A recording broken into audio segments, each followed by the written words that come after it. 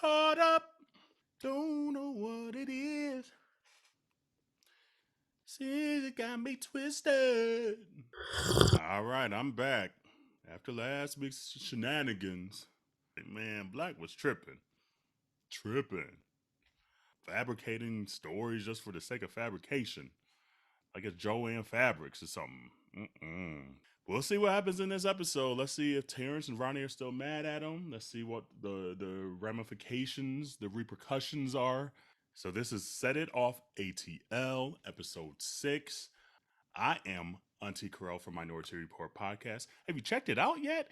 Have you left us a review on the podcast? You know, wherever you stream podcasts, Apple Podcasts, Spotify Podcasts, Google Podcasts, Audible, Amazon, Pandora, YouTube. Right here on YouTube, we put up every episode. So come on, if you're watching these reviews, subscribe, give us a follow for the podcast, download the episodes, and let us know how you're liking them. So without further ado, drop the header.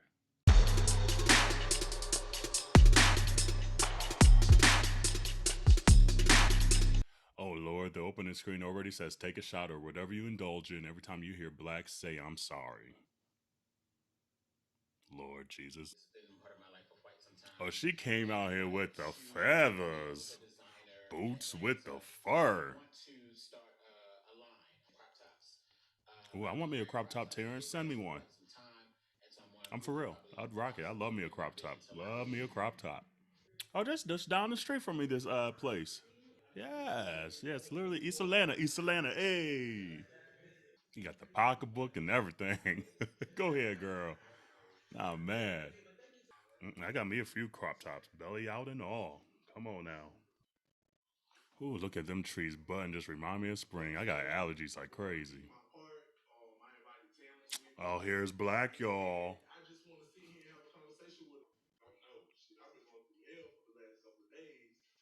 As you should.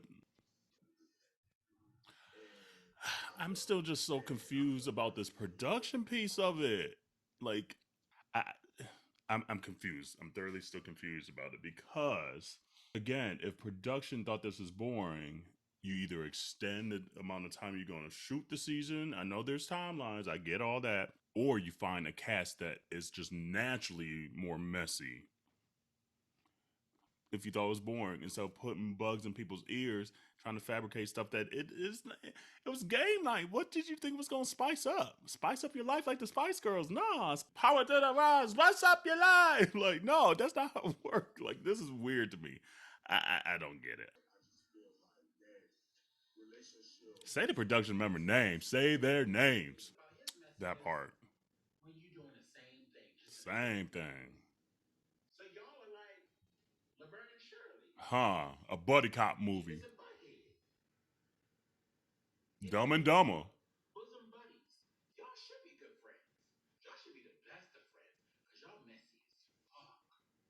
And here's the sad thing. Now we done got 2 episodes dealing with the same thing. So production got their way, but it's on some bullshit.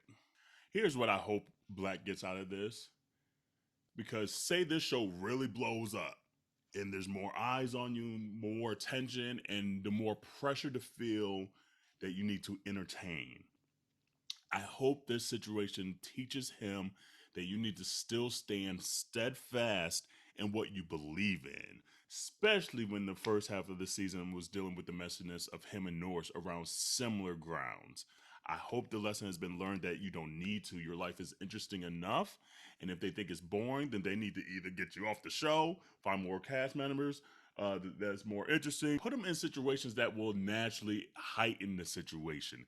Because this fake, just let me record an audio and hope something happens, and then I hope that it leaks. That's not cool, and that's not interesting for a viewer.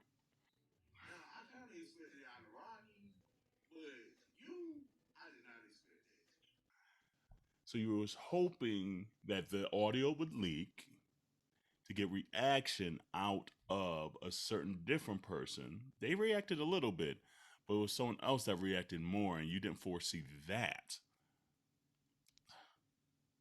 So you got beef with Rodney? Is that what's going on? I'm still y'all. Put it in the comments if I'm just too lost, too gone, too far gone. So gone over you. Trying to get on is a hell of a drug. You don't have to fabricate drama and bullshit for the sake of fabricating drama and bullshit. It takes a strong man to at least sit next to the dude that you mad at. So good job with Terrence, and good job Black for at least fessing up to your bullshit. This is television. To see two black men not having to fight and throw bows and all this stuff, and now all we can do is grow, grow, grow from here. Terrence is saying literally everything I've been saying on here. Me and Terrence, we see each other. We on the same page, boo boo. See, Black got caught up.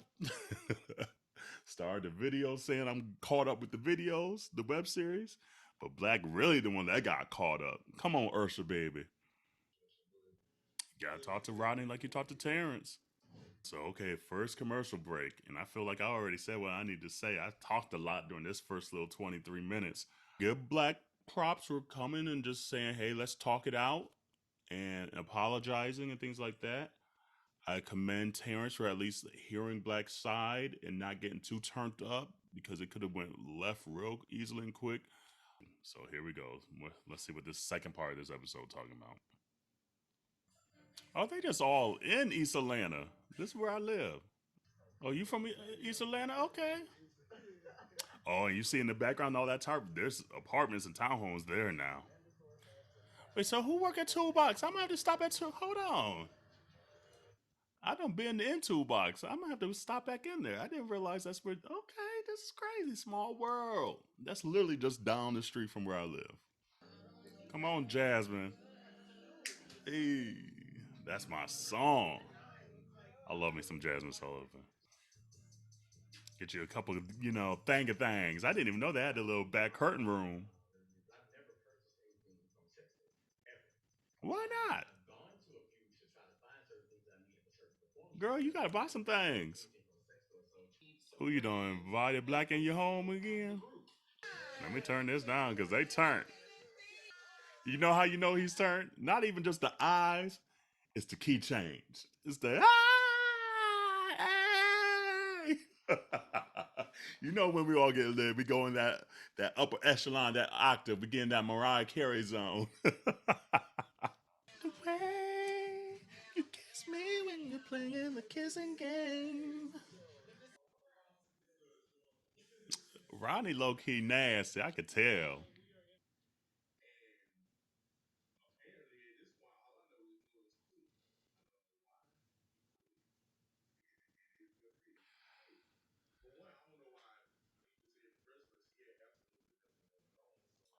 Norris don't quit the show. This is, I swear, this show is so crazy. It's too much.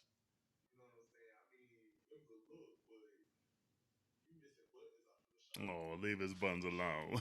Not the gumdrop button. Terrence got his crop top on though. So this must have been filmed. Hold on. For continuity's sake, this must have been filmed before Black and Ronnie's fallout. I'm assuming because he show is kikiing because you gotta give Black that same smoke you give Norris.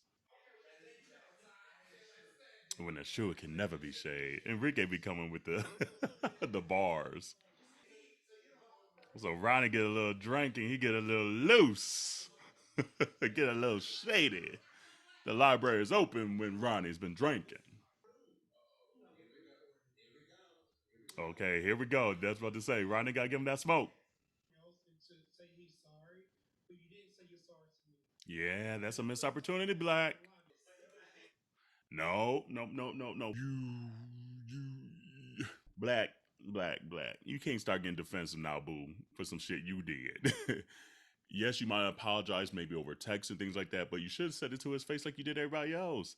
Because he was in the room and got recorded too. Yes, it wasn't his house, but he is his voice on that recording that you recorded. Don't get an attitude because he wants an apology. Yes, it might not be Ronnie the right way to do it right now because he's a little drunk and stuff. But if this is the first time you've seen each other, you can't just be expecting it's gonna be a kiki good old time the entire time. You gotta get the repercussions that you put yourself out there. You laid that bed, lay in it. And why is Black protecting the production team or the production members? This is weird to me still. It sounds like Black is literally more concerned about the fame and success of the show than the relationships with the castmates. That's what it's really kind of coming down to. So that's why he's so irritated that everyone's upset, because he's just solely thinking about the success of the show. However, the success of the show depends on your relationships with your castmates. But you did though. Like I feel like he's still not taking full accountability. Like you did it. You didn't want to, but you did it because you thought that it was going to elevate you. So that's the selfish part of it. And that's the line you crossed that I don't think he really realizes, and that he's going to have to live.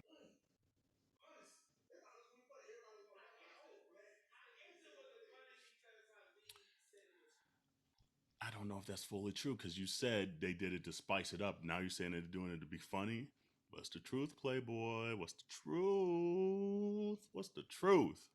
So, what I've learned from this conversation, quite frankly, is we really might not know who Black is. He might be playing a role simply because he thinks it's going to increase his coin. Black wants to almost create a reality show character and wants everyone else to also do so because he thinks it's going to increase his coin and increase the viewership. Now, Black, you can't really be too upset with Norris because he did the same thing. Y'all two peas in the pod. This ain't what we want to watch. And maybe some people want to watch this. I don't know, but this is 2 damn episodes of the same shit. That's not even a real moment. Period. You better preach, Rodney. That's what I'm trying to say. He want to be Chun Li so bad. We want to see the dad. Like he has kids. Like that's a story we have not seen on web series, on TV, anywhere. Quite frankly, gay Black dads and their lives and the highs and lows of that. Fucking audio recording. Fuck that. That's not interesting. You are already interesting, Black. That's what we would see. Ugh. All right, I'm gonna shut up now. I feel like y'all got my point. Come on with all these Black menses. Come on now. Melanin, love it, love it. Oh Lord, okay. So I feel like I was preaching too much in this episode, in this review. You know, it wasn't as lighthearted because I Terrence wrapped it up so nicely. It's just like, who are you to say what is boring? And they're missing the opportunity to show themselves. They're right now just, not everyone, but certain folks of the episodes here and there are just showing what they think we want, and that's not what we want. You have each have a distinct platform that we need to see as gay Black men that you're missing out on. Specifically Black as a gay Black dad, that is just an image that we just don't see on TV. All this fabricated shit is boring. That your real life is what we need to see, and is what's fascinating and interesting. So enough preaching on my end. It was a okay episode. It was lukewarm. Let's close this shit out, and we'll see what the next episode brings. I'm Auntea Kerel from Minority Report Podcast. New episode every Monday. Again, please subscribe, help us out, help us grow. And until next week, wash your hands, wash your legs, wash your ass.